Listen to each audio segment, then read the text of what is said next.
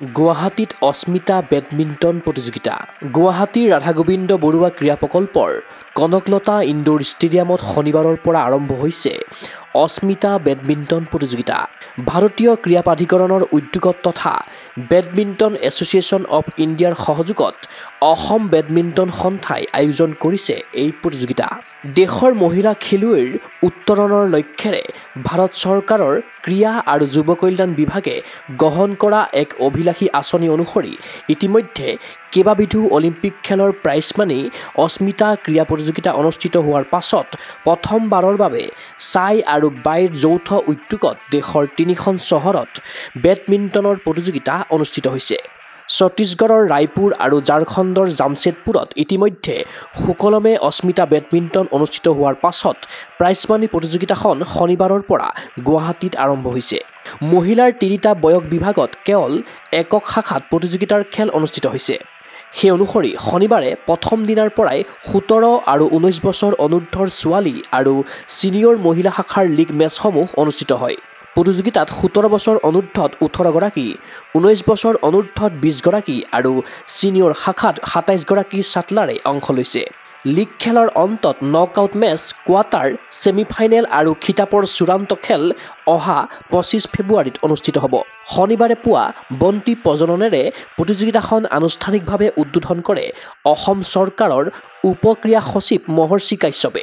মুকলি অনুষ্ঠানত উপস্থিত থাকিল ছাইৰ SPM তুষাৰ কান্দিলাল, অসম বেডমিণ্টন সন্থাৰ জ্যেষ্ঠ উপসভাপতি এল হেমন্ত সিং, সম্পাদক উমৰ ৰছিদ, কোষাধ্যক্ষ গৌতম মহন্ত সহ কেইবাগৰাকীও বিশিষ্ট ব্যক্তি।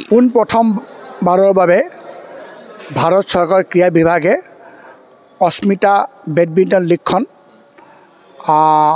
পতাৰ বাবে 3খন ৰাজ্য চিনাক্ত কৰিছে। তাৰ মাজত গুৱাহাটী, ৰায়পুৰ আৰু ঝাৰখণ্ডত হ'ব।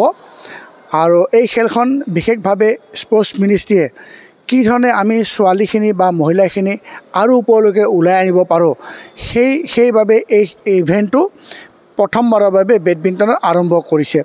এইখন 22 তাৰিখৰ পৰা অহা 25 তাৰিখলৈ এই খেলখন হ'ব। আৰু এইখন 2টা পৰ্যায়ত আমি লীগত ভাগ কৰিম। লীগ ইভেণ্ট হ'ব আৰু ইয়াৰ পৰা যিখিনি খেলুৱৈয়ে ফাইনেল পাব তেওঁলোকক নিশ্চয় ভাৰত চৰকাৰে এটা খুব সকলো ধৰণৰ প্ৰাইজ মানি তেওঁলোকে পাব।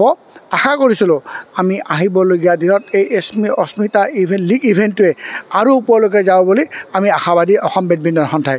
3টা ইভেণ্ট আমাক দিছে, আণ্ডাৰ 17, 19 আৰু ওমেন্স। আমি এই 3টা ইভেণ্টতে আমি 2টা পাৰ্টত আমি ভগাই কেনে আমি লীগ আৰম্ভ কৰিম।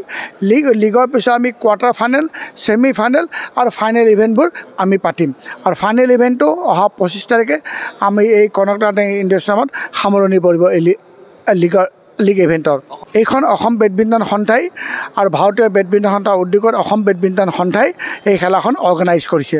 এতিয়ালৈকে প্ৰত্যেকটা ইভেণ্টত মোৰ দেন 40-45 আমাৰ ৰেজিষ্ট্ৰেশ্যন হৈছে। যিহেতু সময় সকলোৰে এক্সামিনেশ্যন চলি আছে, মেট্ৰিক পৰীক্ষা বা হায়াৰ ছেকেণ্ডেৰী, আমি ক্ৰীড়া বিভাগৰ ভাৰত চৰকাৰ আমি অনুৰোধ কৰিছোঁ যে এই খেলখন জুলাই যদি হয় নিশ্চয় আৰু খেলুৱৈয়ে পাৰ্টিচিপেট কৰিব বিভিন্ন যিকেইখন টুৰ্ণামেণ্ট হৈ আছে।